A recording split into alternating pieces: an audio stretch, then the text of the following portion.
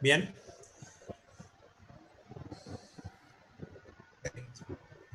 Fíjense la función en x e y, o sea, z igual a f de x e y igual 2x cubo por y más coseno de x y.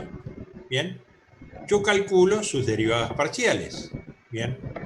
¿Se acuerdan que tenían que aplicar límite para una variable y dejar la otra constante y viceversa? Bien. Entonces, yo calculo la derivada parcial respecto de x, va a ser 3 por 2, 6x cuadrado por y, porque ahí la dejo como una constante. Derivada del coseno es menos seno de xy por la regla de la cadena. Bien, si estoy derivando respecto de x, va a ser mi valor de y. Y acá está mi expresión. Esto ustedes ya lo tienen subido al campus. Bien, si hago la derivada parcial respecto de y, bien, el primer término me va a quedar, como y está elevado a la 1, es 2x cubo, bien, derivada del coseno es menos seno de xy por x, bien. Siguiente punto, bien, cuando yo defino un determinado punto, bien, para una superficie voy a calcular la ecuación del plano tangente a la superficie. Estoy recordando temas antes de entrar en las derivadas direccionales. Bien, yo tengo la función z, bien, en función de x e y, es igual a x cuadrado más y cubo. Y yo quiero calcular, bien, las derivadas parciales en un determinado punto, ¿qué voy a tener? A ver, estoy preguntando, ¿qué tengo? Si saco la derivada, volvemos a derivada no parcial, sino a derivada normal. Voy a tener la pendiente de la recta tangente en ese punto. ¿Se acuerdan? Bien. Cuando yo saco la derivada normal, bien, de una función en derivada respecto de x, y los calculo en un determinado punto, bien, voy a calcular las derivadas, estoy calculando la pendiente de la recta tangente en ese punto. Si extralimitamos eso, bien, a una superficie en la cual la función es z igual a x cuadrado más y cubo, bien, si yo reemplazo 3, 1, 10, bien, ¿qué quiere decir? Que mi función en el punto 3, 1, bien, es igual a 10. ¿Por qué? Fíjense, yo tengo x vale 3, 3 al cuadrado es 9, y al cubo es 1, 9 más 1, 10, el valor de z en ese punto vale 10. Bien, de esta forma yo saco la derivada parcial de z con respecto a x, bien, y como es una constante, esa derivada va a valer 0, me va a quedar 2x, 2 por x. La derivada parcial de z con respecto a y es, bajo el 3 y me queda al cuadrado, bien, va a ser 3 y cuadrado, bien, como lo tienen acá expresado. Bien, y si yo calculo la derivada de z, con respecto a x en el punto 3, 1, bien, ¿cuánto vale? Estoy reemplazando el 3 en la x. 2 por 3, 6. Bien, y hago la derivada parcial de z respecto de y, también en el mismo punto, 3, 1. Con respecto a y, fíjense que en mi función solamente tengo y. Entonces, y va a valer 1, 1 al cuadrado es 1, por 3, 3. Bien, estos son, lo que acabo de calcular, son los coeficientes del plano tangente. Entonces, la ecuación del plano tangente va a ser z igual z0 más la derivada parcial de z respecto de x por x menos x0 más la derivada parcial de z respecto de y por y menos y0. Bien, y finalmente mi ecuación del plano tangente me queda 10 más 6, que lo obtuve acá, por x menos x0. x0 vale 3. E y0 vale 1. Más la derivada parcial de z respecto de y, que es 3 en ese punto, va a ser 3 por y menos y. Bien. Lo que acabo de hacer es refrescar las derivadas parciales y la relación de las derivadas parciales para obtener el plano tangente, bien, en dicho punto. Cuando hablamos de derivadas direccionales, ¿dónde se aplica el tema de derivadas direccionales? Bien, estoy derivando respecto de una dirección diferente a los ejes coordenados. Entonces, de esa manera, ¿qué voy a tener? La variación, por ejemplo, si yo tengo una superficie, estoy en una montaña, bien, y tengo los valores z en el eje principal vertical, x ahí, voy a tener la pendiente de decrecimiento de esa montaña, bien, o cuál va a ser la pendiente de crecimiento hacia el punto más alto de la montaña. Bien, y eso se calcula por las derivadas direccionales en una determinada dirección, que me lo da el vector unitario.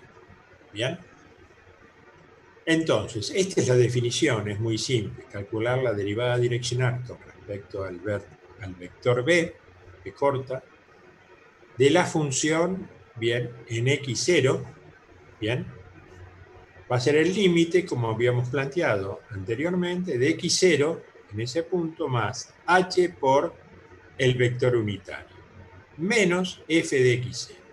Bien, para las derivadas direccionales no le vamos a tomar el cálculo por derivada por definición. Se lo vamos a tomar a través de un operador que es el operador nabla. Bien. Ahora más tarde les voy a explicar el tema con un par de ejercicios. Bien. Les hago un pequeño comentario. El operador nabla, bien, nos va a dar, Damián Troche, ahí lo acabo de admitir. El operador nabla, bien, es un operador, bien, que es para el cálculo del gradiente. ¿Qué sabemos nosotros con la derivada? La derivada, ¿qué nos da? Nos da la tasa de variación. Bien, si yo tengo el espacio, bien, y saco la derivada del espacio en función del tiempo, ¿qué estoy obteniendo? ¿Qué obtengo? ¿Alguno lo sabe? Velocidad. La velocidad. La velocidad. Y si hago la derivada segunda, ¿qué obtengo? La aceleración. La aceleración. ¿Está? Entonces, ¿qué es lo que me da la derivada direccional en una determinada dirección? A través de ese vector unitario que denotamos con B corto. ¿Bien? Me está dando la tasa de variación, el gradiente de crecimiento o decrecimiento en esa determinada dirección. Yo puedo tener una superficie metálica en lo cual tiene una determinada fórmula, ¿bien? Expresada z igual f de xy, ¿bien? En lo cual yo estoy calentando en un extremo, ¿bien? Y quiero calcular cómo se va a difundir ese calor a través de la chapa en base a esa superficie. ¿Bien? Entonces, voy a calcularlo de la siguiente manera. ¿Bien?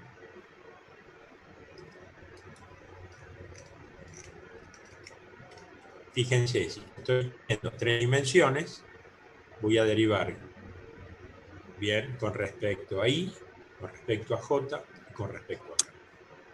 Bien.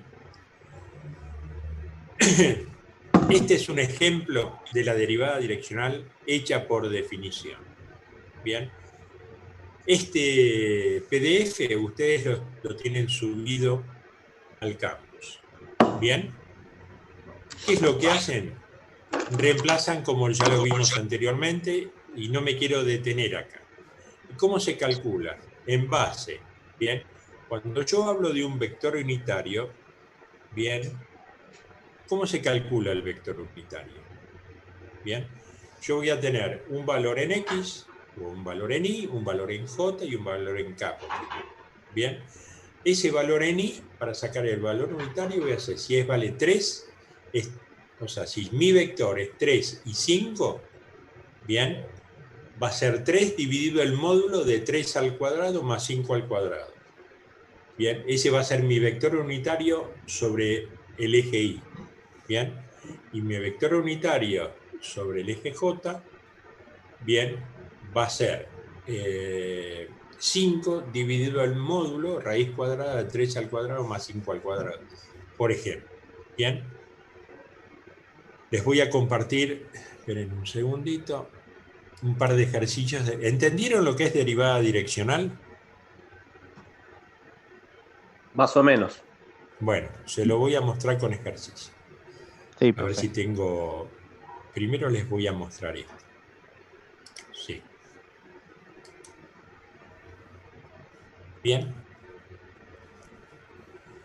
Fíjense, el gradiente es la dirección en el espacio en la cual se aprecia una variación de una determinada propiedad o magnitud física. Bien. El gradiente se obtiene a través de la derivada direccional. Bien. No sé si se les achicó a ustedes la pantalla. Me parece que sí. ¿Puede ser? Esperen un Sí, profe, se segundo. achicó. Perdónenme. Ahí está.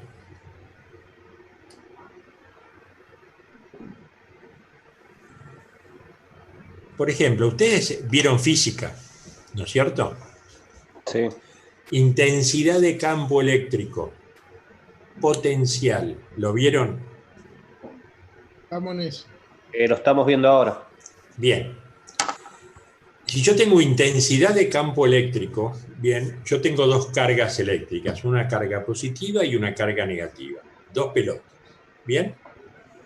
Cuando hablo de intensidad de campo eléctrico, la carga positiva salen las flechas, bien, están irradiando la intensidad de campo eléctrico y el sumidero es la carga negativa.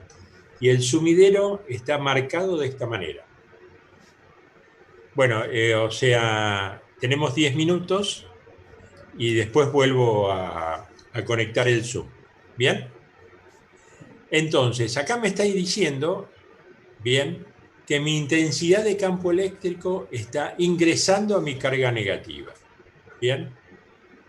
Este gradiente en una chapa metálica me está dando, bien, cómo está creciendo, en qué dirección está creciendo. Bien. Entonces, esa magnitud física que yo tengo puede estar creciendo o decreciendo. Bien. Entonces, lo que yo estoy utilizando, ese gradiente, esa derivada direccional, bien, me está dando la variación gradual que yo tengo. Bien. Que puede ser variación de temperatura, variación de velocidad, variación de altura. Cuando hablamos de curvas de nivel, bien, ¿qué son las curvas de nivel? Ahora yo les voy a mostrar un gráfico, bien. En las curvas de nivel que ustedes ven en Google Earth y en todos los... Ustedes están marcando ese señor que hizo el cálculo y midió todas las alturas al mismo nivel, bien, está diciendo de qué manera, hacia dónde está creciendo la pendiente de crecimiento de esa montaña o de decrecimiento. Bien, eso se los quería mostrar. Esperen que les muestro. Vamos a los ejercicios que nos están dando. Bien.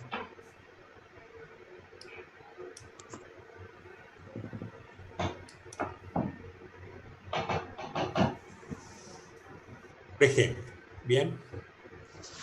Acá les estoy mostrando el vector unitario, U o B corta, como ustedes lo quieran llamar, que se define como coseno de tita de I más seno de tita de J. ¿El vector unitario lo vieron? Nico. Nicolás. Sí, perdón, me costaba sacarle ahí el silencio. Ah, No, perdóname. creo que no vimos vector unitario. La verdad no Bueno, yo recuerdo. tengo un vector, y si yo defino, por ejemplo, 3, 5, mi vector, ¿bien? Para definir mi vector unitario se define como coseno de tita, es el ángulo que tiene, o sea, yo tengo un vector en dos dimensiones, I, J, ¿bien? Ese vector tengo un ángulo con respecto al eje X y un ángulo con respecto al eje Y, ¿bien? Normalmente I es el vector que no es vector, sino que es la unidad vectorial que me define sobre el eje X, J es la unidad vectorial sobre el eje Y, bien, y se define el vector unitario como el coseno de tita, bien, que ese coseno de tita está definido por el valor que yo tengo yo tengo 3 y 5, bien, 3 defino. Ese vector unitario voy a unir desde el 0 de los tres ejes, bien, hago 3 en X, 5 en Y, bien, y 1 desde el eje de coordenadas 0, 0 al punto de corte y tengo ese vector, bien, el vector U, 3 y 5. Pero para que ese vector sea unitario, bien, se define ese coseno de tita como el valor que yo tengo sobre el eje X, que es 3, dividido el módulo, ¿bien? Y para el eje Y es el valor de 5 dividido el módulo.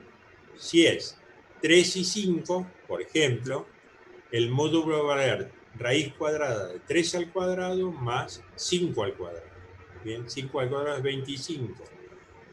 Bien, más 9 es 34. Raíz de 34 es el coseno de tita. El módulo es raíz de 34, el coseno de tita va a ser 3 dividido raíz de 34. El seno de tita va a ser 5 dividido raíz de 34. Bien. La derivada direccional, bien, con respecto al vector U, es la derivada parcial con respecto a X de la función xy por coseno de tita más la derivada parcial con respecto a y de xy por seno de tita. Estoy haciendo la derivada en la dirección del vector unitario. ¿Lo entendieron hasta ahí? El ángulo, ¿me puede repetir eso, profesor? El ángulo tita, bien, yo tengo el vector, o sea, no sé si están viendo mis manos. Sí, sí. Yo tengo eje X y eje Y. Camino 3 por X y camino 5 por Y. Trazo las paralelas al eje X, al eje Y, y me cortan en un punto 3, 5 de ese plano XY. Bien. 1, el vector desde el 0 de coordenadas 0, 0, 0 en X, 0 en Y, lo uno, bien, con ese punto 3, 5. Bien. El ángulo que forma ese vector con el eje X, bien, yo tengo el vector, el ángulo con el eje X, bien, es el ángulo tita. Mi proyección de ese vector sobre el eje Y, bien, ¿cómo va a ser mi proyección? Si yo tengo un vector si el vector, ¿cómo se llama?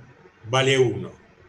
Si el módulo del vector vale 1, yo tengo mi proyección en el eje X, es directamente el coseno de ese ángulo. Y mi proyección sobre el eje Y es directamente el seno. Bien, como yo en este momento mi vector no es unitario, sino que tiene 3 y 5, bien, para que sea el vector unitario, yo defino ese coseno como el valor 3 que tenía el valor 3 que tenía sobre el eje X, bien, dividido el módulo. Y mi seno de tita, que es mi proyección sobre el eje Y, es 5 que tenía el valor del vector, dividido mi módulo. De esa manera yo obtengo, bien, ese vector unitario correspondiente a ese vector en esa dirección que quiero calcular la tasa de variación. Bien, con respecto al vector. ¿Eso lo entendieron? Pitágoras. Bien, ¿cómo era la proyección de los ejes coordinados? Si mi módulo es 1. Yo tengo mi vector. Pitágoras, tengo un triángulo rectángulo. Ese vector unidad proyectado sobre el eje X es el coseno del ángulo. Ese vector unidad proyectado sobre el eje Y es el seno del ángulo directamente. ¿Está? Sí, sí. Bien.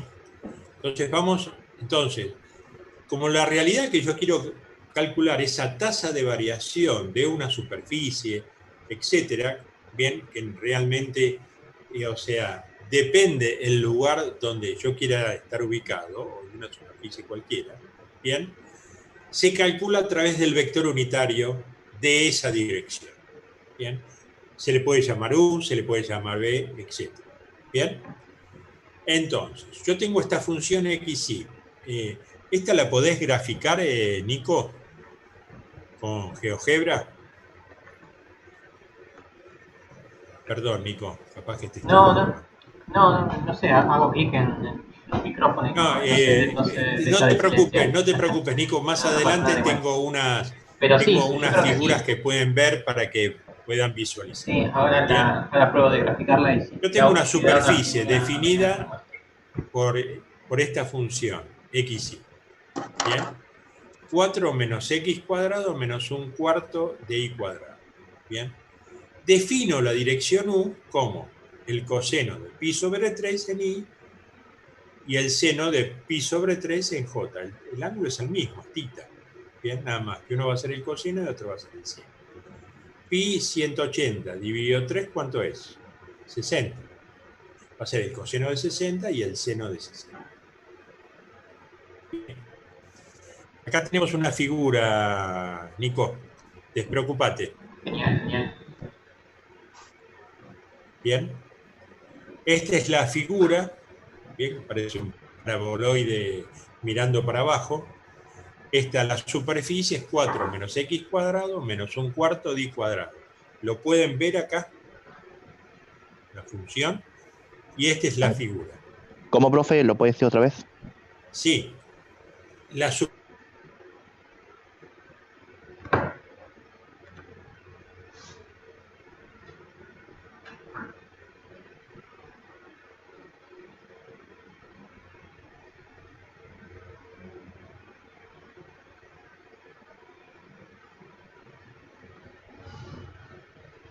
Se cierra el Zoom. Siempre se cierra el Zoom. ¿Por qué usan Zoom? Se cierra cada rato.